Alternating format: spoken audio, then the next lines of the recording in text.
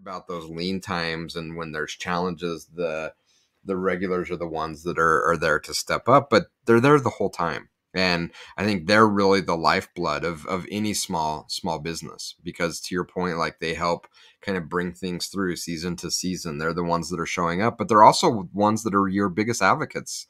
And they're out there selling for you because they're talking to their friends and saying, hey, you've probably done the same. It's like, you really, if you're down on at the shore, you really got to go to, this place. And so it even extends beyond just being a customer. They become part of your sales and marketing arm. And, they really need to be cared for and really appreciated. And we've definitely tried to do that with our regulars. In fact, we've tried to design the business in such a way where most of our customers are regulars. We'll have the occasional transient customer that comes in and then, has a cup of coffee and then leaves. And that's okay. It kind of provides a nice little bump, maybe a change of pace. But for us, we really built this for regulars. This is the place where we want that kind of hometown feel, like the cheesy, like Cheers, everybody knows your name. Like that's I have the theme song playing in the back of my head as you were leading up to that. That's what we've tried to create. And it's not lost on me how important those customers are. You mentioned this one that has been around for 6-7 years. Like, it's not lost on me that customers like that have been critical in our health as a company and our ability to grow, and our ability to do wonderful things for our employees. So it is not lost on me how important those regular customers are.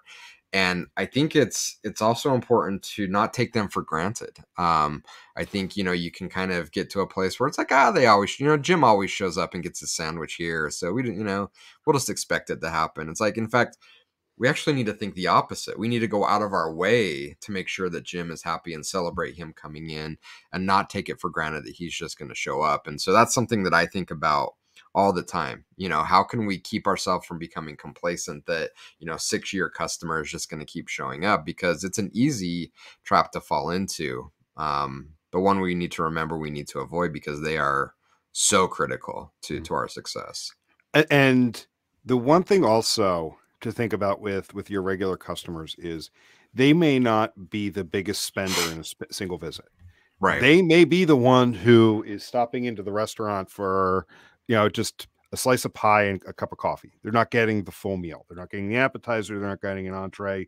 It's just, husband and wife, stopping in, or, parent and child, like, hey, let's stop in. Let's get, a cup of coffee and a slice of cake or a slice of pie.